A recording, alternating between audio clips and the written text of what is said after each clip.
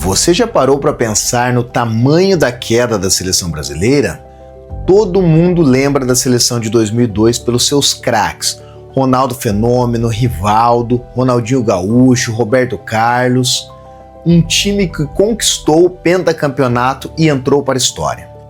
Mas hoje eu quero propor uma discussão completamente diferente. Eu não quero falar dos titulares, eu quero falar dos reservas. Porque eu tenho uma pergunta que pode parecer absurda no começo, mas talvez faça sentido quando você ouvir os nomes. Será que alguns reservas da seleção campeã do mundo em 2002 seriam titulares na equipe convocada para a Copa do Mundo de 2026? Parece exagero? Então segue a lista: Dida, Belete, Kaká, Luizão, Denilson. Todos eles eram reservas. E hoje nós vamos descobrir se eles realmente brigariam por uma vaga na seleção brasileira atual. Mas antes de começar, já escreve aqui nos comentários qual reserva de 2002 você escalaria como titular em 2026. Eu quero saber sua opinião antes mesmo da comparação. Agora vamos para o primeiro duelo. No gol, Marcos era o titular absoluto da Copa de 2002, o herói do pentacampeonato. Mas quem estava no banco? Dida. E talvez muita gente mais jovem nem tenha noção do tamanho da carreira que ele construiu. Depois daquela Copa, Dida virou multicampeão pelo Milan, conquistou Champions League, campeonato italiano e foi considerado um dos melhores goleiros do mundo.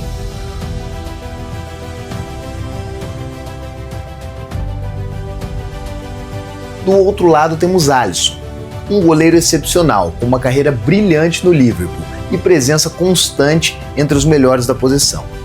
Mas aqui a pergunta não é quem teve a melhor carreira, a pergunta é outra. Se Dida estivesse hoje no auge da forma, você acredita que ele seria reserva? Ou brigaria pela camisa número 1? Já começamos com a comparação que divide opiniões. E agora vamos para a lateral direita.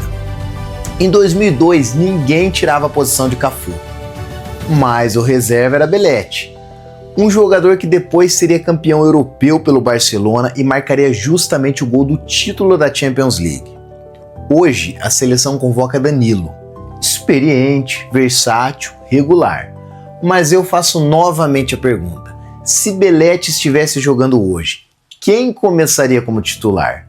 Belete ou Danilo? A resposta talvez não seja tão simples quanto parece. Na lateral esquerda acontece algo parecido. Roberto Carlos era simplesmente um dos maiores laterais da história do futebol. Por isso, Júnior acabava ficando no banco.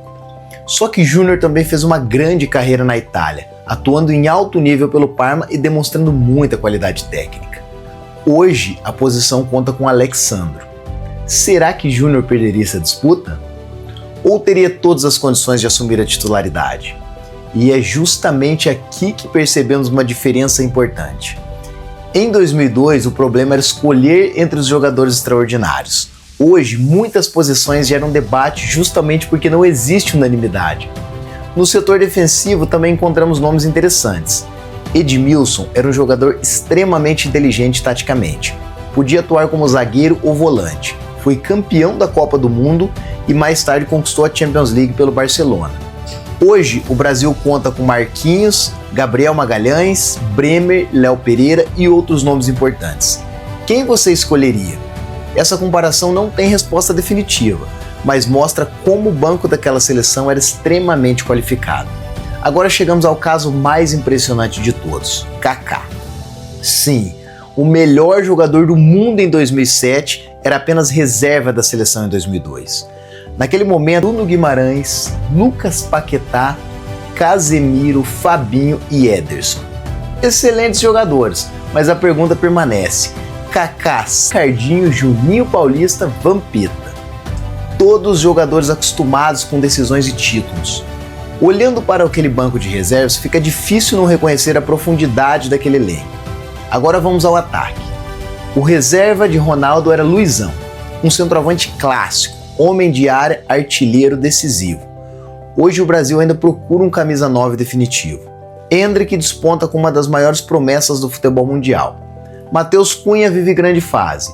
Igor Thiago aparece como opção. Mas será que Luizão não brigaria por essa vaga? E o Denilson? Muita gente lembra apenas das pedaladas, mas esquece que ele foi a contratação mais cara da história do futebol naquela época. Era um jogador que desmontava defesas no 1 contra 1. Hoje temos Vini Júnior, Rafinha, Martinelli, Luiz Henrique e Ryan. O futebol mudou, a intensidade aumentou, mas será que Denilson também não encontraria espaço nessa seleção? Agora existe um detalhe que torna essa discussão ainda mais interessante. Em 2002, havia um equilíbrio muito grande entre os jogadores que atuavam no Brasil e atletas que atuavam na Europa. Marcos defendia o Palmeiras, Rogério Ceni era ídolo do São Paulo, Kaká ainda estava no futebol brasileiro, Belletti jogava no São Paulo, Luizão atuava no Grêmio, Ricardinho e Vampeta estavam no Corinthians. Ao mesmo tempo, Cafu brilhava na Roma, Roberto Carlos fazia história no Real Madrid, Ronaldo jogava na Internacional. Rivaldo encantava no Barcelona e o Ronaldinho estava no Paris Saint-Germain. Em uma mistura de talentos que valorizava tanto quem jogava no Brasil quanto quem atuava na Europa. Hoje o cenário é completamente diferente. A maioria dos convocados atua fora do país e isso levanta uma discussão importante. Será que jogar na Europa pesa mais do que jogar bem? Será que um atleta que faz uma temporada extraordinária no Campeonato Brasileiro recebe a mesma atenção que o jogador que vive apenas um momento regular em um clube europeu? E essa discussão acontece praticamente toda a convocação. E talvez justamente aí que esteja a maior diferença entre as duas gerações. Não apenas na qualidade dos jogadores, mas na concorrência.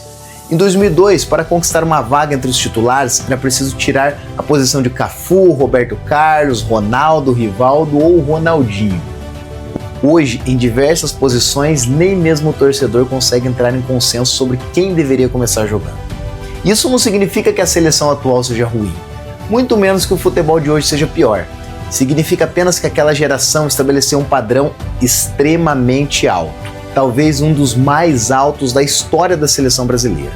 E quando olhamos para aquele banco de reservas, percebemos que muita reflexão desse vídeo. Não é uma disputa entre passado e presente, é uma oportunidade para entender como o futebol brasileiro mudou ao longo das últimas décadas. Se mudou para melhor, se mudou para pior ou simplesmente mudou. Agora eu quero passar a bola para você. Esqueça a nostalgia, esqueça o saudosismo, seja totalmente sincero. Se você pudesse escolher apenas um jogador reserva da seleção de 2002 para ser titular na seleção convocada em 2026, quem seria? Dida? Belletti? Kaká? Luizão? Denilson? Ou outro nome daquele elenco? Escreva apenas um nome aqui nos comentários e explique o motivo da sua escolha. Tenho certeza que essa discussão vai dividir opiniões. Se você gostou desse vídeo, deixe o seu like, se inscreva no canal e compartilhe com um amigo que sempre disse que o futebol de antigamente era muito melhor. Porque depois dessa comparação, talvez muita gente mude de opinião. Deus abençoe a todos e até o próximo vídeo. Valeu!